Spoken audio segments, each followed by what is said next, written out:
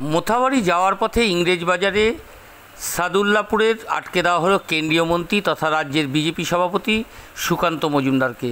এছাড়া এদিন সুকান্ত মজুমদারের সঙ্গে উপস্থিত ছিলেন উত্তর মালদার সাংসদ খগেন মুর্মু, জেলার বিজেপির দুই সভাপতি সহ বিজেপির নেতৃত্ব।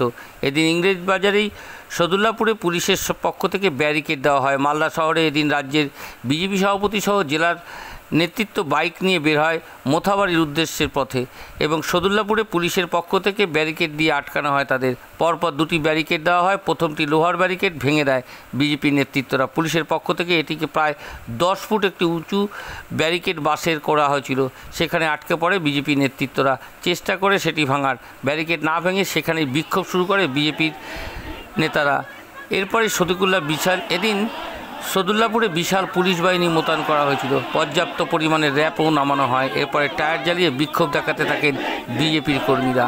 24 ঘন্টা ইন্ডিয়া টিভির প্রতিনিধির বিশেষ প্রতিবেদন।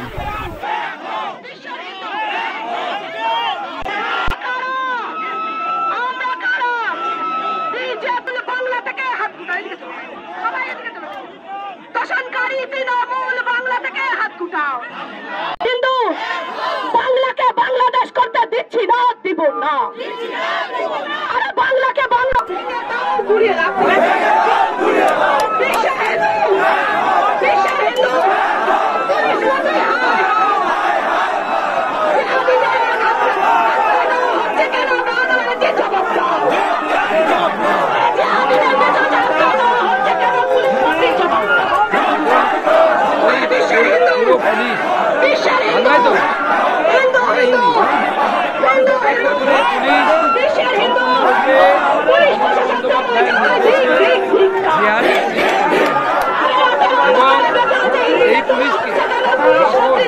আমরা এসে বললাম যে কেউ যাবে না, আমি একা যাব। একা গেলে 144 ধারা 163 ধারা কোনোভাবে উল্লঙ্ঘন হয় না। 5 জন অব্দি আপনি ঢুকতে পারেন, 5 জনের বেশি হলে আপনি 144 ধারা ব্রেক হয়, কিন্তু এই পুলিশ রাজি হয়নি। আমরা বলেছিলাম এখানে আপনি থানায় গিয়ে বসবো, থানায় আপনি যারা আক্রান্ত তাদেরকে ডেকে আনুন, আমি তাদের সাথে কথা বলব। কিন্তু এই পুলিশ মমতা বন্দ্যোপাধ্যায়ের নির্দেশে এবং এখানকার বিধায়িকা যিনি আছেন সাবিনা ইয়াসমিন তার নির্দেশে এই ধরনের কাজ করছে এবং হিন্দুদের উপর যে ধরনের অ্যাটাক হয়েছে, সেদিন যদি এত বড় ব্যারিকেড লাগাতো তাহলে আজকে আমাদের এখানে আসার প্রয়োজন থাকে। এখন আমরা দেখেছি আপনারাও দেখুন সিভিক ভলেন্টিয়ারদের মাথায় হেলমেট, হাতে লাঠি নিয়ে ঘুরে বেড়াচ্ছে।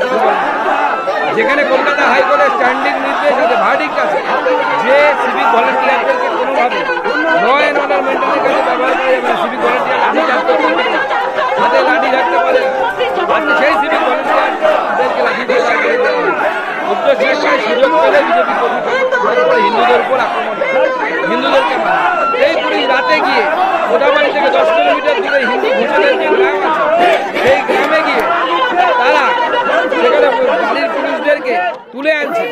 বাড়ির পুরুষ মহিলারা কেউ বাড়িতে থাকতে পারছে না, রাত্রি 2টোর সময় মহিলাদেরকে গিয়ে অত্যাচার করছে পুলিশ। আমরা এর বিরুদ্ধে মহিলা কমিশনকে জানাতে বলেছি, মহিলাদেরকে আমরা এই পুলিশকে উপযুক্ত শিক্ষা দেব। চলবে আগামী আন্দোলন। আজকে যেহেতু আমাদের যেতে দেওয়া হলো না, আমি আজকেই এখান থেকে আমাদের আন্দোলন ঘোষণা করব। আগামী দিনে আমরা কবে আমরা কি আন্দোলন করব আমরা আজকে এখান থেকে ঘোষণা করব।